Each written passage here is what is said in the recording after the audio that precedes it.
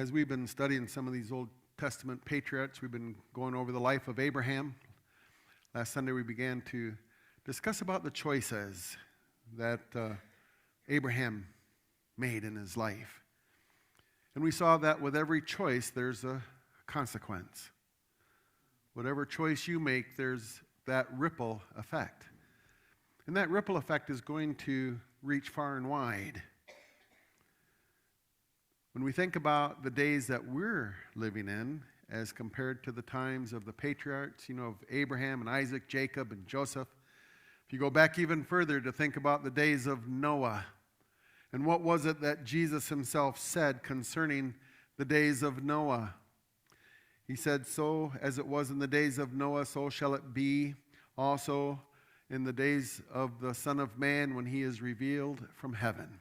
As it was in the days of Noah, so shall it be when Jesus Christ comes back." In Luke chapter 17, he talks about that. People were eating and drinking. They were marrying, giving in marriage. They were buying, selling, planting, building. Life basically was going on as normal until the day that God put Noah into the ark. And in Luke 17, he talks about in the days of Lot as well. Let me just read this to you. As it was, verse 26, chapter 17, you can follow along if you'd like. As it was in the days of Noah, so shall it be also in the days of the Son of Man. They did eat, they drank, they married wives, they were given in marriage until the day that Noah entered into the ark, and the flood came and destroyed them all. Likewise, as it was in the days of Lot, they did eat, they drank, they bought, they sold, they planted, they builded. But the same day that Lot went out of Sodom, it rained fire and brimstone from heaven and destroyed them all. And destroyed them all. The day that Noah entered into the ark, God destroyed the world and every living creature on it, except for Noah and his family that God put into an ark. In the days of Lot, God brought down judgment upon the cities of Sodom and Gomorrah and the plains, the evil, wicked people, immoral, corrupt, and all kinds of horrible things that were going on in those cities in those days. And when God brought Lot out that same day, it says that he destroyed them all. And you know something? If you stop and think about where we are today, it's just like that. People are going about their business. People are just doing what they do. Business as usual, and ignorant of the looming judgment of God that even now stands at the very door of heaven. Jesus Christ said, "I'm coming back." And when he comes back, he says he's coming back as the warrior God who's going to bring judgment upon the earth. People today, just like the people of Noah's day, the people of Lot's day, they were passive. They were indifferent to evil. They were involved in evil. Evil was so pervasive in those days that it had affected every level of society. From the lowest of lowest to the highest of highs, governments, the people were corrupted. Life was corrupted. In fact, it says that God saw their wickedness. Genesis chapter 6 and verse 5. God saw that the wickedness of man was great in the earth, and that every imagination of the thoughts of his heart was only evil. Once in a while? Continually. Listen, we're living in those days of Noah. The days of Lot. We're living in the last days. We're living in the time when evil is so pervasive in our society and in our world that most people are so indifferent to it or so passive about it that we just put up with it. And what the world teaches us is that they have the right to live however they want to live. And if they want to live evil, and you know what? That's their choice, going back to choices. But the problem with our society today is that it's being shoved down everybody's throat. The problem is that immorality, corruption, homosexuality, transgenderism, woke, and all of these things are being presented to the world in such a manner that what happens to Christians are, we're the ones that are accused of being fascists. We're the evil ones. Cursed is the nation who calls evil good and good evil, the prophet said. But that's where we're at today in the world that we live in. A Ukrainian girl, a refugee fleeing from the war, fleeing death, fleeing evil. Putin is an evil man. Comes to America only to be stabbed to death by a demonic, demon-filled individual. There's no other explanation. You know, Jesus called insane people demon-possessed. We don't do that anymore. But it makes you wonder. I was talking to a missionary friend of ours Saturday. Yeah, that was just yesterday, wasn't it? Whew. It seems like such a long time ago. Joe Coe, a very dear friend of ours, co-worker in Venezuela for years with New Tribes Mission. Joe and Brenda and their kids. Venezuela closed down and Joe and Brenda were home. We were already home, already pastoring here. They were looking for a ministry. They were looking for something to do. We called them. They came. They served on our youth committee, associate youth pastor for several years, 4 or 5 years. Passed away last week as well, 57 years old. No, 65. 65, sorry. 65 years old. I had a funeral just shortly before that of a man who was 57, good friend of Brandon's. Talking to Mikey Dawson, one of the missionaries to the Yanomami there at Joe's funeral. The Dawson family have been ministering to the Yanomami since, I think, 1955, maybe, with his dad and mom who moved there, 11 kids, raised them all in the jungle. And we were talking about this situation with Charlie Kirk and this Ukrainian gal, and the demon possession that just seems to be so pervasive in the world today, even though we don't call it that. It just makes you really wonder what's going on spiritually around us. People being ignorant, the wickedness, the evil, the killing, the murdering, the senseless taking of innocent lives. And he shared with us one of the testimonies of one of the witch doctors there in Venezuela amongst the Yanomami tribe, the tribe that we lived and worked with. And he was telling us how this, I think it was Bautista. They called him Bautista. I wouldn't dare tell you his real Yanomami name. He might come up and hit me. But Bautista was sharing his testimony with Mikey. They were talking about this not that long ago, and he said, you know, when I was a witch doctor, a shaman, he said, my spirits that possessed me, and that's what it is, demon possession. You know, sometimes in America, people kind of, poo-poo that stuff, and, oh, yeah, whatever. No, it's reality. But Bautista shared about the time before he was saved, before the missionaries came and brought the light of the gospel, before he accepted Jesus Christ, he was tormented by his demons. And he said that his demons never stopped haunting his thoughts. And you know what his thoughts were? Kill, kill, kill. And he said it would get so bad, I would finally get up and I'd go to the village down the road and I'd just kill somebody just to shut them up in my head. And that's what they did. A lot of killing amongst the tribal peoples around the world. Demon-possessed individuals, we saw it, we experienced it. Our shaman, our witch doctor in our village, Alfredo, hallelujah, he heard the gospel, he got saved. There was a time when he killed his own wife, butchered her, and he ate part of her. Demon possession is real. Satan is real, and we live in a world that's filled with evil. You hear that on the news all the time now. We hear more and more that word evil. We need to take it seriously.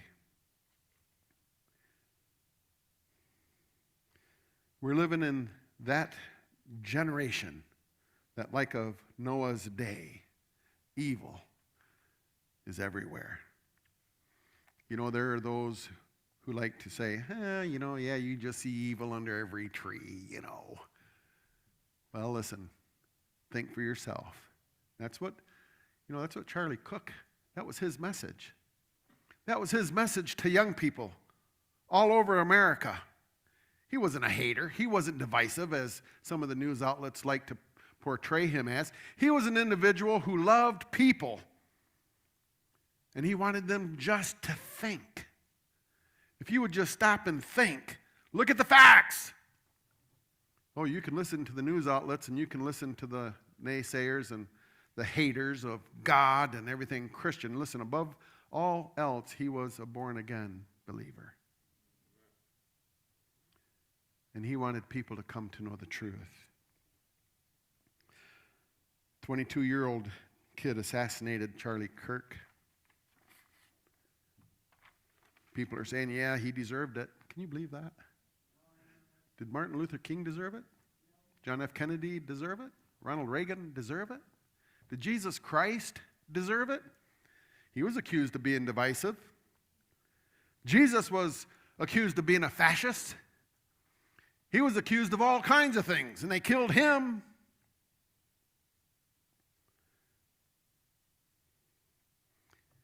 Charlie Kirk wanted people to know the truth. And he was not afraid to stand up for the Lord Jesus Christ and speak the truth. And that's what he did. Have you ever watched any of his rallies? Have you listened to any of his speeches? He wasn't a hater. He didn't hate people. He loved people. And he would draw them in. He would set himself up. He presented himself to the world, and especially amongst university students, and said, hey, let's just talk about it.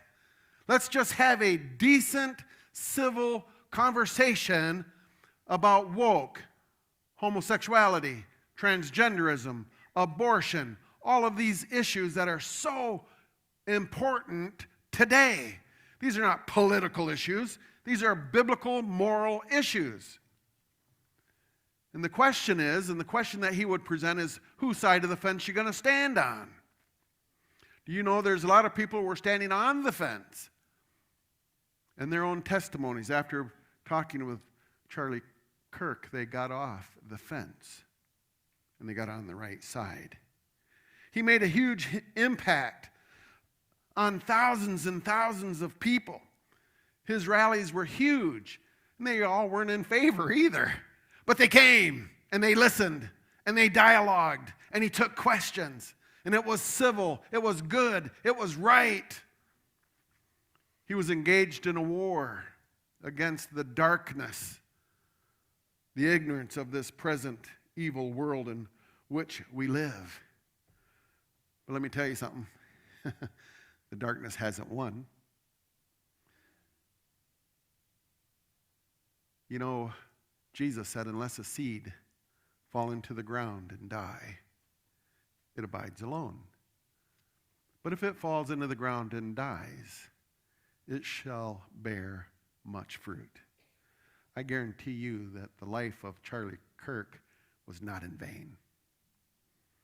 Because his message is a message of truth. It's a message of life.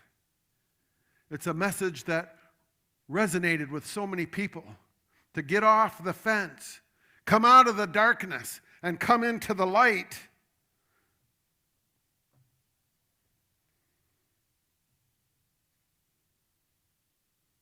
Come to him, the only one who has the absolute power and authority,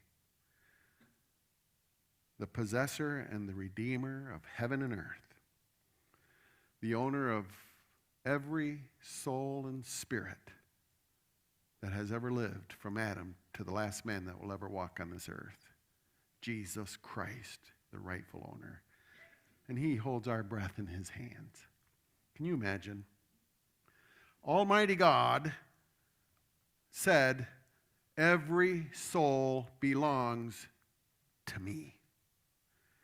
And what we learned about God through Melchizedek as we studied the life of Abraham, that he was the king of Salem, the king of righteousness, the king of peace. God, as Abraham made the choice, You remember? That was just last Sunday, right? I raised my hand to the Lord Jehovah El Elohim, the Most High God, possessor, redeemer of heaven and earth and everything created, visible and invisible. That is our God. And He is the absolute authority. And let me tell you something, when your time's up, it doesn't matter if you're 5 years old or 50 years old. It doesn't matter if you're healthy like Joe Coe. You know, Joe worked out. He went to gym several times a week. He chased deer all over the country. He was strong. He ran. Boom! Dropped down dead. Not a sign coming. Not a preview. Nothing. Joe, come on home, buddy. He went home. So you can be fat and sassy like me. Don't worry about it. You don't have to go to the gym to live longer. Might live better. But listen, it's God who controls it. It's God who is in charge. And He's coming back. There's a day coming when the Lord will return to this earth, and He's going to establish a kingdom of truth, light, love, righteousness. He's coming back. Scripture says, before whom every knee shall bow and every tongue will confess that Jesus Christ is Lord, from Adam to the very last man. From every despot, Hitler, one day is going to bow the knee. Adolf Hitler, he's going to bow the knee. Mussolini is going to bow the knee. Stalin's going to bow the knee. Nimrod's going to bow the knee. The kid that killed Charlie Kirk is going to bow the knee. Every single human being is going to bow the knee, and they're going to confess before Him that He is Lord. But for them, it's too late. For them, it's too late. But they will confess that Jesus Christ is Lord. 1 Thessalonians, I'd like to just share that passage with you. 1 Thessalonians chapter 1. Just so that you know, this just ain't me speaking up here, okay? If you don't like what I say, that's okay. You have the right not to agree or to like it even. But look it up. Because it's not my word, it's God's. And it's not me you're debating with, it's God. 1 Thessalonians chapter 1.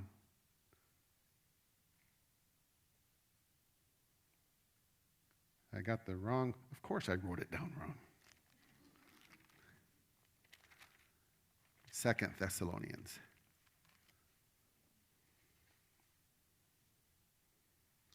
And we're starting in verse 7. 2 Thessalonians, sorry. And to you who are troubled, rest with us. When the Lord Jesus Christ shall be revealed from heaven with His mighty angels, in flaming fire, taking vengeance on them that know not God, and that obey not the gospel of our Lord Jesus Christ, who shall be punished with everlasting destruction from the presence of the Lord, and from the glory of His power, when He shall come to be glorified in His saints, and to be admired in all of them that believe. Jesus is coming back. And you have a choice to make. You can rejoice when you see Him, and you can glory with Him in His glory, or you can suffer the consequences of your choice to not believe or accept Jesus Christ. Because with every choice, there is a consequence. In the days of Noah, listen, in the days of Noah, there were giants in the land. Giants. Genesis chapter 6, verse 4, when God brought the flood upon the earth, this is what it says, that there were giants in the earth in those days. Also after that, when the sons of God came in unto the daughters of men, and they bare children unto them, the same became mighty men which were of old, men of renown. These men, these offspring of demonic activity, of demonic proportion, these giants were found in the land the promised land, the land that flowed with milk and honey. After the flood, when God sent Moses as the deliverer to deliver his children out of Egypt after they went into bondage, remember what Abraham was told? God said, I'm going to give you this land, and to your descendants it'll be yours forever and forever. But in the meantime, there's going to be a time when your people will be kicked out of the land. They'll go down into Egypt. They'll be in bondage there. And then after that, they'll come back, and I'll bring them back into the land. Some 400 years later, they come back to the land. And who do they find? They find the giants, these Nephilim, this Satan's spawn. And it says that Moses chooses 12 men. 12 men to go into the promised land. 12 men to go spy it out, check it out, see what it's like. We heard that it was a land of milk and honey, a land of prosperity, opportunity, a land of fertile soil and great life and all of those wonderful things that God had promised. So they sent them in. The spies go into the land and they come back, and you know what? They give a gleaming report of the land. Surely it's a land that flows with milk and honey. Hallelujah. But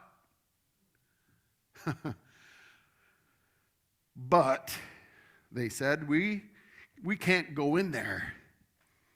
We cannot possess the land, for it is a land that devours its inhabitants. And there we saw the giants, the son of Anak, the Nephilim. We saw them. They are there. They live in the land. And we are as grasshoppers in their sight. And we can't go in. You know, I had a thought about that. Why grasshoppers? You know, why grasshoppers? Well, you know, there's two things about a grasshopper. Number one, in comparison to us, they're pretty small. And I would imagine as a grasshopper looking up at me, he's probably thinking, man, there's a giant, right? But I think there's another thing too, perhaps maybe why God chose to use the word grasshopper. It's a land that devours its inhabitants. They eat grasshoppers. When they saw us, they just saw a snack. We cannot go into the land. It was the giants that scared them. It were these demonic seed that scared them, that kept them from entering into the promised land. 10 of them, not all 12, Caleb and Joshua, they said, hey, let's go. God is able. Let's take it. God said it. We believe it. That doesn't settle it. God said it. That settled it. But we believe it. Let's go, for we are able. But the majority, listen, the majority said no. It was the majority who gave a bad report. It was the majority that lied and gave a false report. It was the majority that persuaded the rest of the children of Israel to rebel against God. It was the majority that led them astray. And I'll tell you what, if you listen to the majority today, you might get misled. And so God said, okay, you don't want to go in, that's just fine. Take a lap. Back out in the desert. And for 40 years, every time they'd get close to the border, God would say, nope, not yet, take another lap. And because of their disbelief, because of their disobedience, because of the fear in their hearts, not willing to believe that God was able, that entire generation perished in the wilderness, except for Joshua and Caleb. They were afraid. They didn't believe God's word. They caused the camp of Israel to be afraid and to rebel. They chose not to believe God. And they suffered for the choice that they made. Listen, our choices make a difference. The choice that you make this morning will have a ripple effect. And it's going to affect you and it's going to affect those around you. Our choices are important. Listen, young people, you kids, the little guys have left, but hey, you little kids, listen. Their choices in life are important, and they're going to have major consequences in their life. Young people, listen, the choices that you make as a person, the choice that you make to either accept Jesus Christ or refuse to accept Jesus Christ or just put it off, that's a choice that's going to have eternal consequences. You know, it was 400 years after this that we read about the giants once again in the land. You know, there's still giants in the land today. 400 years later, we read about giants that were a particular giant that was causing great grief to the children of Israel, to King Saul, and to the armies of God. This particular giant had them running in fear, hiding in their tents. 1 Samuel chapter 17, and speaking of camping, we're going to camp out here for a week or two. 1 Samuel chapter 17, we have the account of a giant whose name was Goliath of Gath, a descendant of Anak, the Anakims, the Nephilim. The result of those fallen angels cohabitating with earthly women, demonic, evil. It says in 1 Samuel chapter 17 and verse 4, Israel has, they were fighting the Philistines all along. They'd been the thorn in their flesh. They'd been engaged in war with this group of Canaanites for years. And as they engage in this war, we have the armies of Saul on one side of the mountain and the armies of the Philistines on another, and they'd come down into the valley and they'd engage in a battle. And it says in verse 4, and there went out a champion out of the camp of the Philistines named Goliath of Gath, whose height was 6 cubits and a span. That's like 10 foot tall. I saw a really tall kid at Joe's funeral yesterday. It just seems so long ago.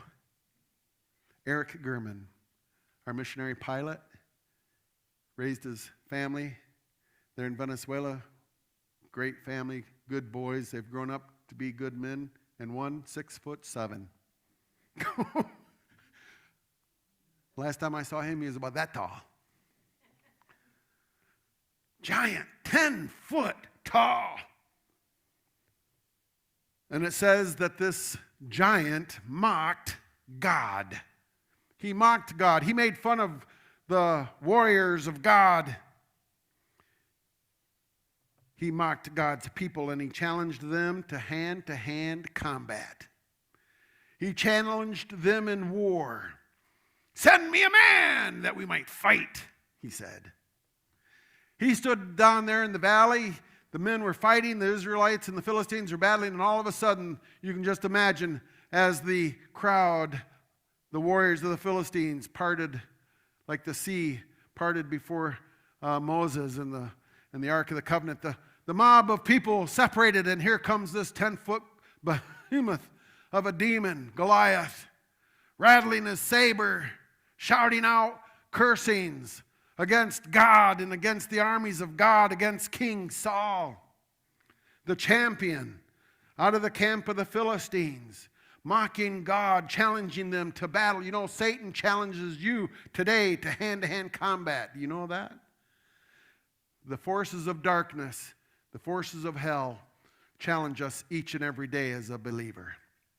You are engaged in a spiritual war, whether you want to be or not, whether you realize it or not. We are engaged in war.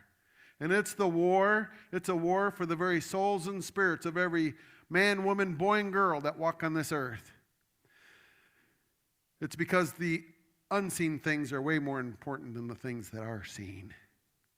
The soul of a man, the spirit of a person is far more valuable than that which we can see. And it's a spiritual battle, and Jesus Christ engaged in this battle, and he won it for us. He threatened them. He defied the armies of God. He defied the king, shaking his fist towards heaven. Threatened them with death and defeat. And you know what the devil challenges us with? Death and defeat. That's what the devil tries to do. And those forces of darkness in the world today want to lead people into darkness, not into light. It says in verse 24, and all the men of Israel, when they saw the man, fled from him and were sore afraid. The word sore afraid, literally, if you envision a cartoon when a guy is so scared his knees are actually knocking together, that's what the word is a picture of. Knees knocking together and the bowels releasing themselves. Terrified, fearful, afraid, petrified. And they fled, they ran for their lives, they hid in their tents because this giant breathing out threats. You know, it says that the champion came out from the camp of the Philistines, right? Do you guys know what a champion is? What's a champion? Think about it. What do we consider a champion? The best of the best. Won all the awards, made it to the finals, made it to state, made it to nationals first. But you know something? That's not what the word means. The word champion here doesn't mean that. And it's a very eye-opening thing because it doesn't mean what we think it means in English. The word champion is the Hebrew word benayim. And it literally means the guy who stands in the space. It's the man who's standing in the gap between the armies. It's the one who's standing in between. And you know what Satan is? You know what the forces of darkness, you know what Goliath was? He was the man that was standing in the gap between heaven and hell.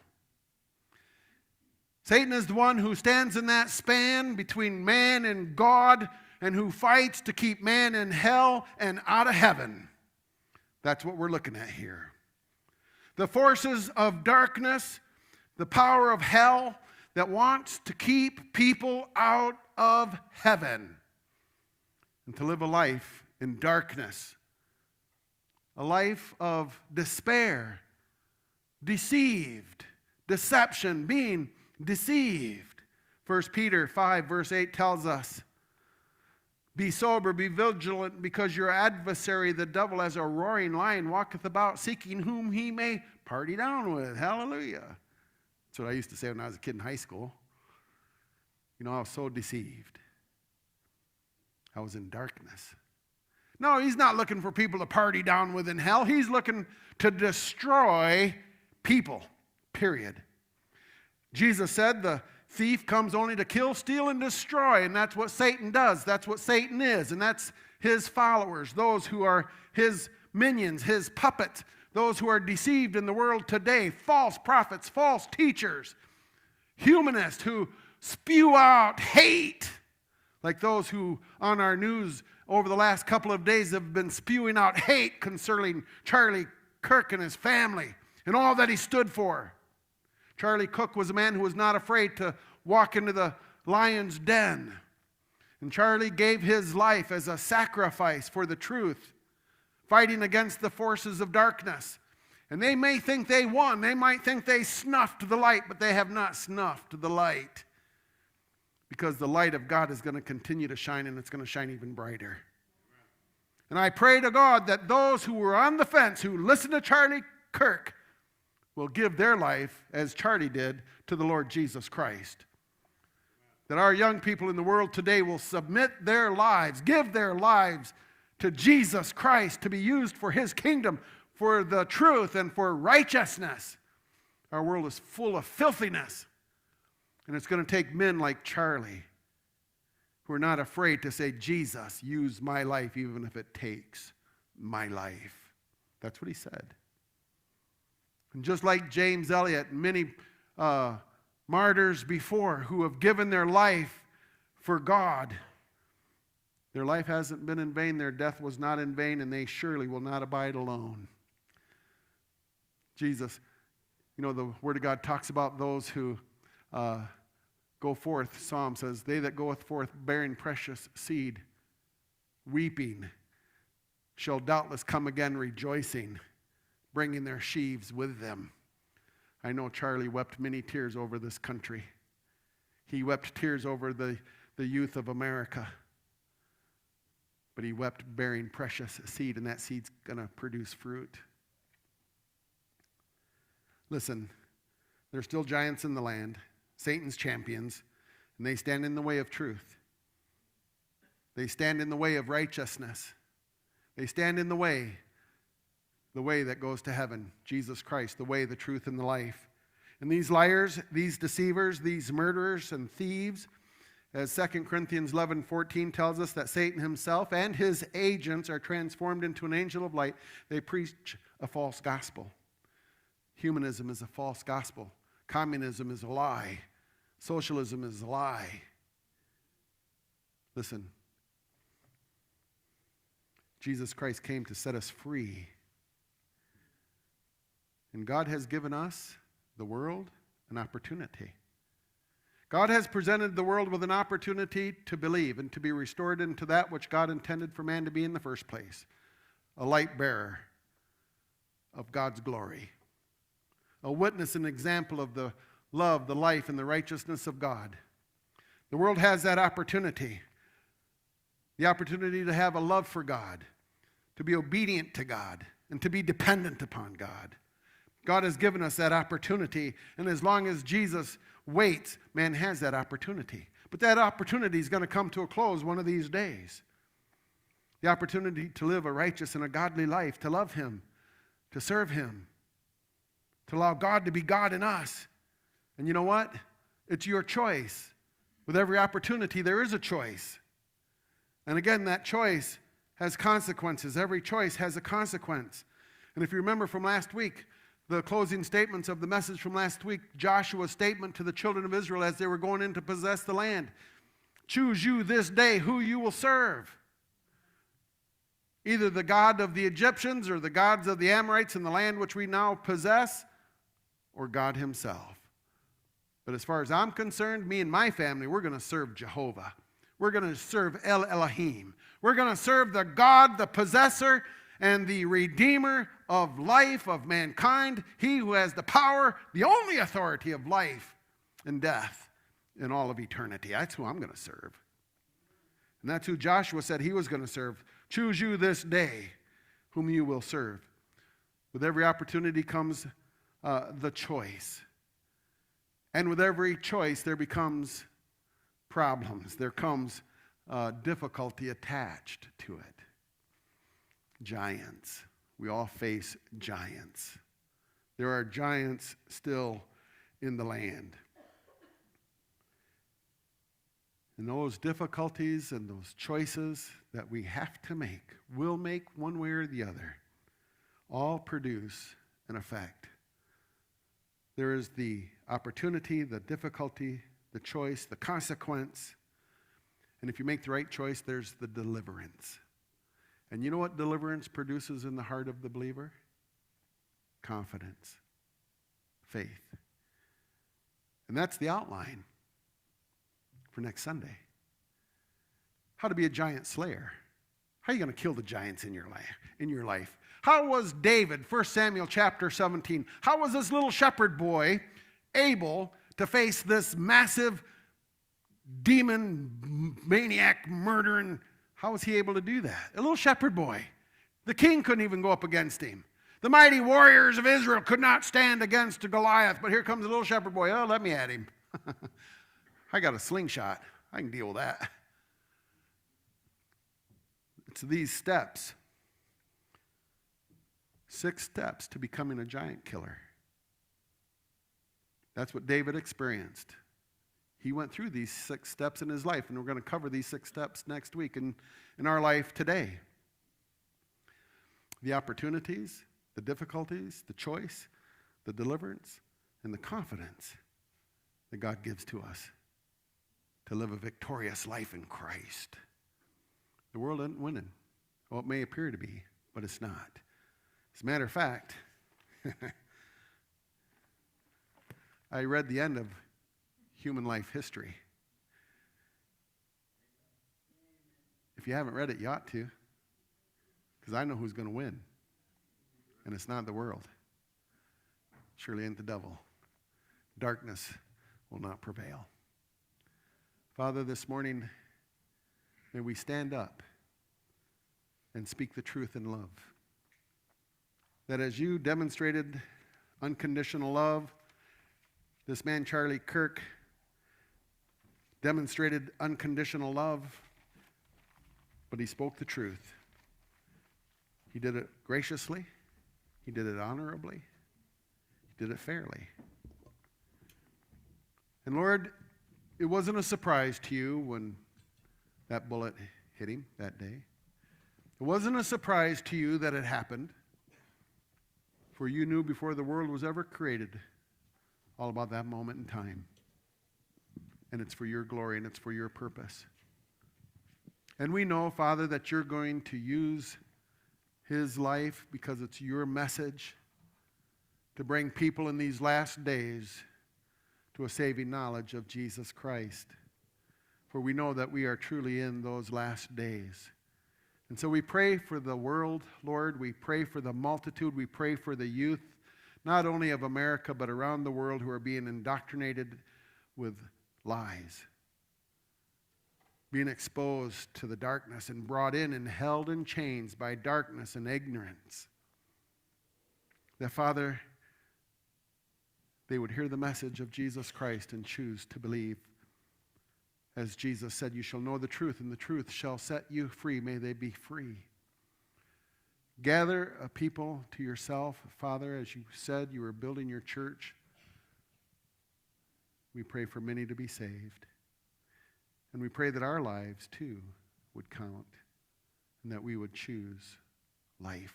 We would choose you. If you're here and you're not saved, or maybe you're on the fence, I would encourage you this morning to get into the Word of God and read it for yourself and listen to what God has to say. And I pray that you would get on your knees, that you would humble yourself, you would confess your sin to the Lord God Almighty, who owns your soul and spirit, and before whom one day you will bow, that you would let his love heal you, that you would experience his forgiveness and his grace, that unconditional love that took him to the cross where he would die such a horrible death so that we could be saved, so that we could be made alive, so that we could be brought into fellowship with God Almighty and call him our Father. Would you do that this morning? Would you do that right now? Would you do that right where you're sitting in the quietness of your heart? Simply invite Jesus Christ in. You may not understand it all. You don't have to. Jesus didn't say he who understands all this is saved. He said he who believes it. Would you believe him today? Father, do that work in our hearts that would cause us to yield to you, to have a love for you, to be obedient to you, and to be dependent upon you. And it's in Jesus' name we pray and for his sake. Amen.